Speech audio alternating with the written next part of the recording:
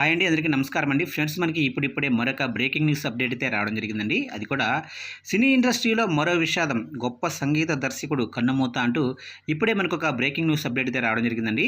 అయితే ఇందుకు సంబంధించిన పూర్తి వివరాలు అయితే మన వీడియోలో తెలుసుకుందామండి. ఎవరు ఏంటి అనేది వీడియో మాత్రం ఎక్కడ స్కిప్ చేయకుండా చూడండి ఫ్రెండ్స్. అప్పుడే మనకి పూర్తి సమాచారం అయితే తెలుస్తుంది.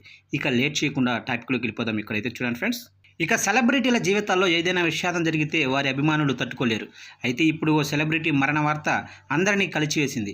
ఇక తమిళ యువ సంగీత స్వరకర్త ప్రవీణ్ కుమార్ అనారోగ్య కారణాలతో ఒమంతురార్ ఆసుపత్రిలో చేరారు. అయితే చికిత్స పొందుతూ ఉదయం 6 గంటల 30 నిమిషాలకు మృతి చెందాడు. సినీ పరిశ్రమలో యువ సంగీత స్వరకర్తగా రాణిస్తున్న ప్రవీణ్ కుమార్ అనారోగ్య కారణాలతో మృతి చెందడం సినీ పరిశ్రమను దిగ్భ్రాంతికి గురిచేసింది. ఇక సినిమా ఇండస్ట్రీలో విజయాలు సాధించిన వారెవరూ అంత తేలిగ్గా ఆ స్థాయికి చేరుకోలేరు. ఇక ప్రవీణ్ కుమార్ ఎన్నో సవాళ్లను అధిగమించి తమిళ చిత్రసీమలో సంగీతం అందించే అవకాశం దక్కించుకున్నాడు. ఇక రాకాతాన్, మేడకు లాంటి హిట్టు సినిమాలకు సంగీతాన్ని అందించిన ప్రవీణ్ కుమార్ సంగీతాన్ని ప్రతి ఒక్కరూ ప్రత్యేకంగా చూస్తారు. అయితే అలాంటి ప్రవీణ్ కుమార్ ఈ రోజు మరణించారు. అయితే ప్రవీణ్ కుమార్ గత కొన్ని వారాలుగా ఆరోగ్యం విషమించడంతో ఆసుపత్రిలో చికిత్స పొందుతున్నారు. చికిత్స పొందుతూ ఈరోజు ఉదయం ఆకస్మిక మృతి చెందాడు.